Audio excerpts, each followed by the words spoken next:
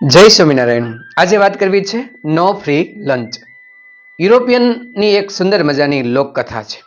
એકવાર એક રાજાએ પોતાના પ્રધાનને બોલાવ્યો અને કહ્યું કે આપણા દેશમાંથી બધા જ વિદ્વાનોને બોલાવો, શાણા માણસોને બોલાવો અને એવા સુંદર ગ્રંથો બનાવો કે લોકોને કેવી રીતે જીવન જીવવું એમની ખબર પડે.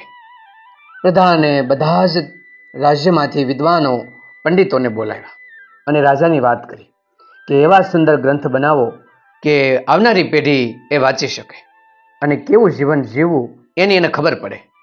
વિદ્વાનો ગોઠવાઈ ગયા. કેટલાય દિવસોએ એ સુંદર મજાના ગ્રંથો તૈયાર કર્યા. રાજા સામે હાજર કરવામાં આવ્યા. દળદાર 12 ગ્રંથો તૈયાર થયા. રાજાએ ગ્રંથોને જોયા. ખૂબ મોટા, દળદાર અને 12 ગ્રંથો. રાજાએ વિચાર્યું કે સુંદર મજાની આમાં વાતો છે, પરંતુ આવા 12 ગ્રંથો અને આવા દળદાર વાંચે કોણ? ફરી વખત પંડિતોને કહ્યું કે એમ કરો, આટલા મોટા ગ્રંથો કોઈ વાંચે નહીં, હજી આને નાના કરો અને સંક્ષિપ્ત કરીને રજૂ કરો. ફરી વખત વિદ્વાનો લાગ્યા અને જે લાંબી લાંબી વાતો હતી એને ટૂંકી ટૂંકી કરી અને 12 દળદાર ગ્રંથો હતા એ બધાને ભેગા કરી અને એક ગ્રંથ બનાવવામાં આવ્યો, રાજા સમક્ષ મૂકવામાં આવ્યો.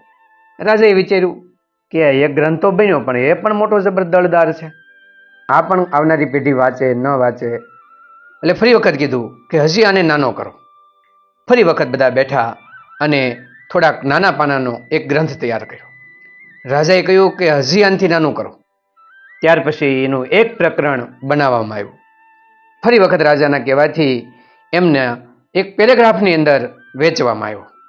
પેરેગ્રાફમાંથી એક વાક્ય, અંતે એક વાક્યની અંદર તેનું રૂપાંતર કરવામાં આવ્યું અને એ વાક્ય રાજા સમક્ષ રજૂ કરવામાં આવ્યું. રાજાને કહ્યું કે રાજાજી, હવે એક જ વાક્યમાં તમામ ગ્રંથોનો સાર આવી ગયો. રાજાએ કહ્યું કે એ વળી શું? ત્યારે પંડિતોએ કહ્યું, નો ફ્રી લંચ. ક્યારેય મફતનું મળતું નથી. બસ આ જ વાક્યની અંદર તમામ ગ્રંથોનો સાર આવી ગયો છે કે માણસે કર્મ જરૂર કરવું પડે.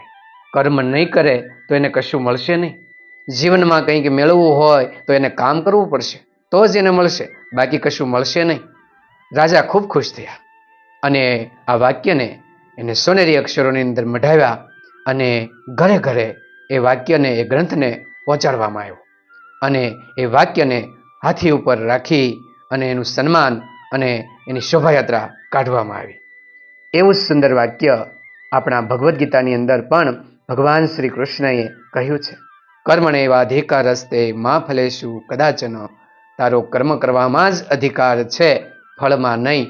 આમ મહેનત કરતો જા, ફળ તને જરૂર મળશે, પરંતુ તારે ફળની પહેલા ઈચ્છા રાખવાની નથી. આમ આ દંતકથા અને શ્રીમદ ભગવદ્ ગીતા, આ બધાનો કે કોઈ પણ ધર્મના ગ્રંથનો આ સાર હંમેશા સરખો હોય છે.